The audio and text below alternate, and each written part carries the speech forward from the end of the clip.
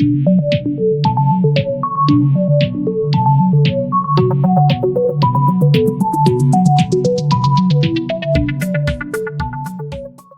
everyone, welcome back to A Couple Books.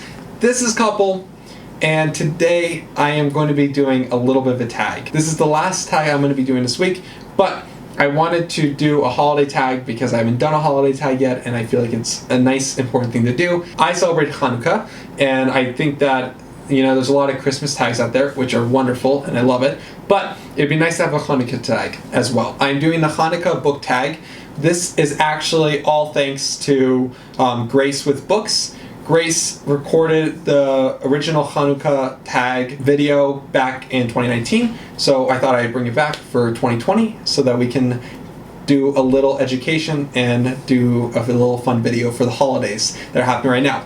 As of the moment, I do believe that by the time this video is posted, it will be right near the end of Hanukkah, if Hanukkah has not ended yet, but I'm hoping it will be out during Hanukkah. But I wanted to take this opportunity to answer some questions and also to teach and educate a little bit. But don't worry, it's not going to be boring. But basically, in order to understand the questions that we're going to be asking ourselves during this tag, it is important to know the history of Hanukkah. Right, Nova? As most of you probably know from your Jewish children back in elementary school and middle school who would teach the class about Hanukkah, Hanukkah is a multi-part story, but the most commonly known thing about Hanukkah is that it's the holiday that there are 8 nights of, and we light the Menorah for 8 nights to commemorate the time when the Jews ran out of oil in their temple, and they only had enough oil for 1 night. But when they lit the menorah, it lasted for 8 nights. Hence, that is called the miracle of Hanukkah. And therefore, today, in modern times, we are lighting the menorah for 8 nights to commemorate that miracle that took place in the 2nd century BCE. However, if you have any Jewish friends, they could probably also tell you that that's not the true miracle of Hanukkah. The true miracle of Hanukkah is much more historical, and I'm just going to take a few minutes to explain it to you guys, and then we can get into the questions. So, the real history of Hanukkah means we have to go back to all the way back to Alexander the Great. Alexander the Great, as you guys know, conquered much of the world and was extremely powerful and extremely influential. With that being said, he also had very strong and powerful officers and captains. One of those was Seleucus. Seleucus was one of Alexander the Great's top military captains or officers, and he went ahead after Alexander the Great died, and he went ahead and he established the capital of Antioch, which is in modern day Syria, and from there came the Seleucid Empire. And the Seleucid Empire took over quite a bit of land, and the capital, Antioch, was in modern-day Syria, and their influence spread all the way into modern-day Israel, and the Seleucid kings ruled over this land that was at the time known as the Kingdom of Judea, which is where the Jewish people lived at the time. Also there was the temple, which is the Jews' most holiest spot in the world, and it is where our temple stood, and it was the house of God and where we practiced all of our religious practices, and was also the heart of our culture. Even to today, it still remains the heart of our culture and the heart of our religious practices, as if you know any religious Jews, we daven facing the temple. So anyways, the Seleucid kings ruled over the Kingdom of Judea as well. That was within their sphere of influence. And the Kingdom of Judea was the home to the Jewish people. The Kingdom of Judea today is the area of Israel and Palestine and other areas. But this Kingdom of Judea was where the Temple Mount, which is the Jews' house of worship, the most holy site in the world for the Jewish people, and it was at the time still built, and it was still there. And it was not yet destroyed until 70 CE, where it was destroyed for the second and final time. And henceforth today, the Temple Mount it's a ruin of the former temple. The Seleucid kings allowed the Jews to practice there, and they allowed them to continue the practices and continuing using the temple as their house of worship. This all changed though with Atticus IV Epiphanes, I think is how it's pronounced, who was one of the kings of the Seleucid Empire, or Seleucid Kingdom, and he basically ruled out Jewish practices entirely. He attempted to erase the Jewish culture and religion by imposing on them Hellenistic culture and desecrating the Temple Mount and turning it into a shrine to the Greek gods where they worship Zeus. They slaughtered pigs inside the Temple Mount, which is an insult to the Jewish religion, as pigs are considered dirty animals and unholy. And it was basically all an attempt to wipe out the Jewish people at the time by not necessarily eliminating them all physically, but instead eliminating the culture and the religion itself. It was pretty bad for the Jews at the time. They weren't allowed to practice. They weren't really given any freedom to be who they were, to practice their culture. Instead, they were forced to adopt a Hellenistic viewpoint and a Hellenistic religion, in fact. Therefore, the Jews rised up. Out of them came the Maccabees, who were our soldiers, and they went ahead and they pushed back the Syrian Greek influence and their soldiers, and they pushed them all the way out and re-liberated the kingdom of Judea, where the Jews were allowed once again, once they were gone, to practice their faith and their religion freely. That is the historical fact of Hanukkah. So with that being said, now we can move into questions. So on the 25th of Kislev, which is the Jewish month, and 25th is the date that Hanukkah happened all those years ago. It changes because it doesn't follow the Gregorian calendar, and it's usually in November, December. In this case, it was very much in December, and that is when Hanukkah starts, and it lasts for 8 nights to commemorate the 8 nights that the oil lasted when it should have only lasted 1. So with that, let's now get into the actual questions themselves, which I know is the fun part. So, Hanukkah book type questions. Number 1, I want to be a Maccabee. Now pick a book where the main character defied all the odds. So for this, I have chosen Name of the Wind by Patrick Rothfuss. For me, Kavoth is very much a Maccabee character. He defied all the odds. He is, if you guys have ever read the story, it is absolutely amazing. I highly recommend it, but we are basically introduced to Kavoth. Kavoth has quite a legend about him. If you ever read the back of this book, you would know it talks about him stealing princesses, killing kings, and like doing all these like insane, impossible things, and which just sound impossible just with those facts alone. But to find out the true story of Kavoth, which I don't want to spoil the book too much, so I'm going to try and be as careful as possible, but if you read the book, you know that Kavoth's childhood and past is not so privileged. It is very much, he's coming from a bad place, he's getting a really rough start. Most people would just throw in the towel, but somehow Kavoth rises to it, gets into college at an earlier age than most are even accepted into college. He's able to pay his way through university. It is insane. Where Kavoth started, he should not have been able to get where he got, but he was able to, and that is very much the story of a Maccabee who were able to push out the Hellenistic influence from the kingdom of Judea. And you see that very much in this story. That is Name of the Wind by Patrick Rothfuss. Number 2 is Light the Menorah. Pick a book that lights up your life, like a book that makes you happy.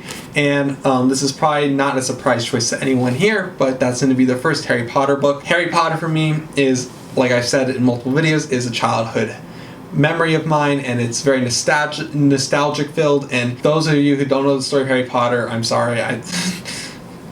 It's okay. I appreciate you, and I'm slightly jealous that you're going to be able to read Harry Potter for the first time without knowing anything about it, but pick up the book, okay? This is an absolutely genius story, and it just fills my heart. No matter how old I get, or no matter how many books I read, this will always be a book that I can pick up and just immediately fall back in love with, and just fills me with nostalgia, and this is such a fun time. So question number 3 requires a little explanation. So for those who don't know, on the 8 nights of Hanukkah, we commemorate a lot of the holiday around oil, because oil was the miracle. It's a miracle of oil, because the oil that should have lasted 1 night lasted 8 nights. And therefore, we dunk a lot of our food in oil during this holiday. And henceforth, we have donuts. Donuts are a huge thing during Hanukkah. The Jews love them. We're obsessed with them. They're in Hebrew, it's sufganiyot. And sufganiyot, which translates literally to donuts, are basically jelly-filled donuts, and everyone loves them. Over here where I'm at right now, literally every single market is filled to the brim with sufganiyot donuts. It's like a big deal over here.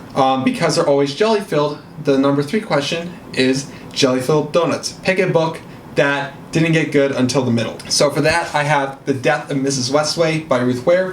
For those of you who don't know, this is basically about a woman who's down on her luck.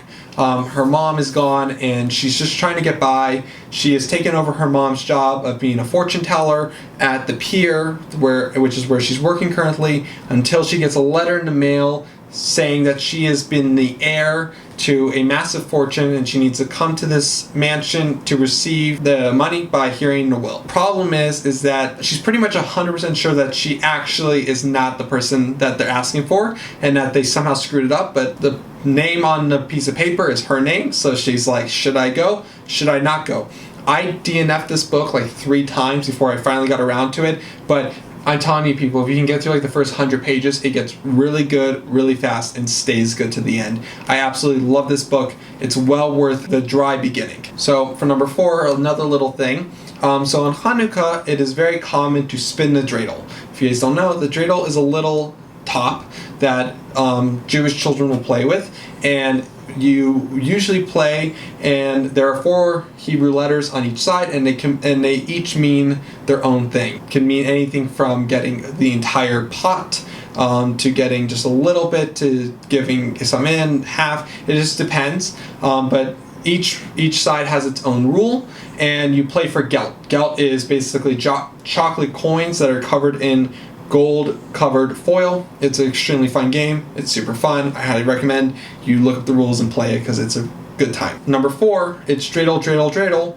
which there's a whole song. Dreidel Dreidel Dreidel, I made you out of clay. Da, da, da, da, da, da. Anyways, what's a book that took you for a spin? For that, I'm picking up Never Die by Rob J. Hayes. This was an insane book. I was like spinning and turning for sure during this read. It basically got a lot of Japanese culture and folklore in this book, but basically we're introduced to a little boy who is on the mission to take the emperor's life, and he has to go bring his dead heroes to life. So he goes around the country finding his heroes as they die, and he brings them back to life for the sole mission of taking down the emperor. And we're introduced to a lot of amazing characters in this book. It's super fun. I really enjoyed the culture aspect of it. I felt I learned a lot about Japanese culture. It was overall just a fantastic read. And the reason I'm choosing it for a spin is because throughout the story, you're going so many different directions. There's so much stuff happening. For being such a thin book, it is so action-packed, and your head is always on the top. Yeah, your head is always on the top, and it was a fun time, I tell you. Number 5 is Let's Fry Everything, a book that made you sick to your stomach. So, as I said before, we love to fry food on Hanukkah. We fry everything. We fry donuts. We fry potatoes. If you can put it in oil, it's put in oil on Hanukkah, and it's disgusting and really revolting after like day 5. It just there's only so much oil that should be consumed by a human body.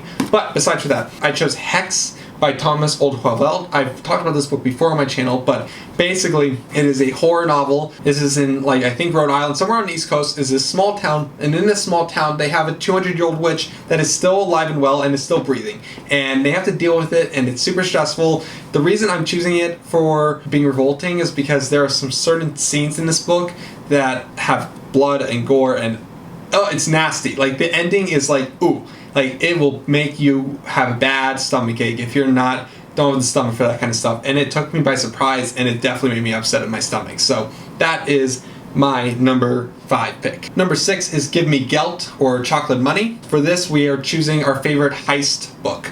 So I'm choosing Skin Game by Jim Butcher, which is one of the later Dresden Files novels. It is not a spoiler to say that in this book, Harry Dresden, the main character of the Dresden Files, commits a heist, and the entire book was super fun. I super enjoyed it. It's got a lot of heist tropes in it. It's super fun. I don't really know how I can talk about it more without giving away spoilers, but basically Harry Dresden is a wizard for hire. He works in Chicago. He sometimes helps out the police, and he basically solves supernatural incidents that happen in the city of Chicago. This is a fantastic series. This is one of the later entries where he does have a heist situation that he needs to figure out, and he has to pair up with some old rivals to get it done. It was a really good read, a really fun read as well. Highly recommend picking up the first book in the Dresden Files, Stormfront by Jim Butcher. Number 8 is Lasted 8 Nights. What is the longest book series you have? As you guys know, the 8 Nights of Hanukkah, hence 8 Nights. This, I'm going to pick up Terry Brooks series.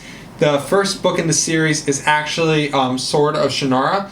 This is the prequel to that, The First King of Shannara. Now, if you guys know this series by Terry Brooks, the Shannara series is split up into trilogies for the most part. There's a duology, I think, and as well, I think, but for the most part it's trilogies, and they each take place in like different eras, but I'm counting it all as one in this situation, which there's like over 30 books, I think. It is by far the longest series I've read and or own. It is a fantastic series. The Sword of Shannara, the original trilogy, has a lot of Lord of the Rings callbacks, I will say, but as Terry Brooks diversifies and goes more into his very much middle-age centric world, he diversifies quite a bit. His characters are very interesting. You love them, especially when they pop up in later trilogies. You're like, oh my god, I know what's happening. I love this character. It's a super fun series to get into, and I do know some people stop reading it because of Sword of Shannara and its callbacks to the Lord of the Rings, but I highly recommend you guys get into it. You can pick it up anywhere with the first book in any of the trilogies, and you'll be just fine. If you want to read about the Earth after the nuclear war that's going to come and wipe us all out, and then create mutant dwarves, monsters, and the elves are going to come out of hiding, I highly recommend you pick up this book, because that's exactly what it's about.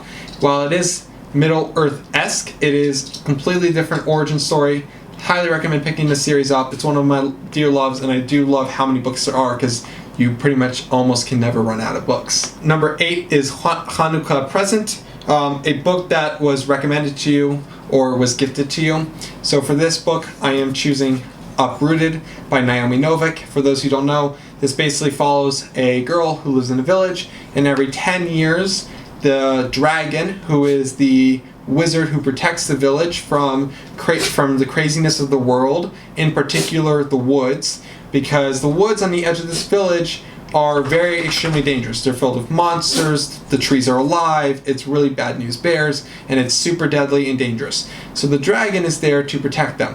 What is his cost? His cost is that he requires once every 10 years to come into the town and take one of the girls away. And it has now been 10 years, and our main character is coming into the lineup, and she thinks that she's safe. She thinks she's not going to be chosen by the dragon, but she gets chosen by the dragon. So if you want to know what happens, pick this book up. I highly recommend it. It was recommended to me by one of my dear friends, Roth, and it was a fantastic read, and I love Naomi Novik because of this. That is the Hanukkah book tag. Thank you so much for being here. Sorry for the history lesson at the beginning, but I think it's important to learn some things if you didn't know, and if you did know already, I'm glad you still are here. So thank you so much for joining me today. This has been a couple books. In terms of tagging people, I don't want to tag anyone because, you know, it's the Hanukkah book tag, and I don't want to like call out anyone if they feel uncomfortable at being called out.